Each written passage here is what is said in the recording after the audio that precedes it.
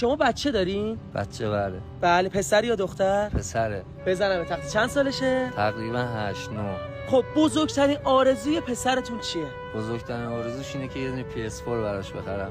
واقعا تا الان نگرفتی؟ نه والله توان مالیشو ندارم. میشه یه زنگ به پسرتون بزنید بگید که امشب نره جایی براش PS4 میگیری. اوکیه؟ امشب میام زود نخوابی، میخوام خوشحالت کنم. چرا چی شده بابا جون؟ شام میخوای بگی؟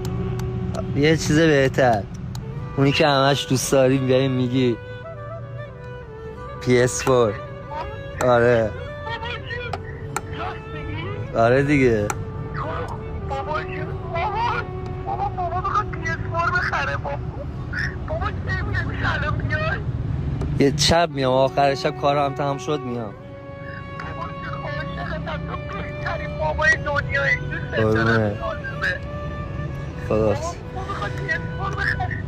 من بعد این کلیپ 30 میلیون تومان برای این داداشمون واریز میکنم که امشب بتونه پسرشون رو خوشحال کنه. اوکی داداش؟ دمت گرم با داداش. خیال راحت برو قربونت. PS4 رو بگی براش ببر خونه.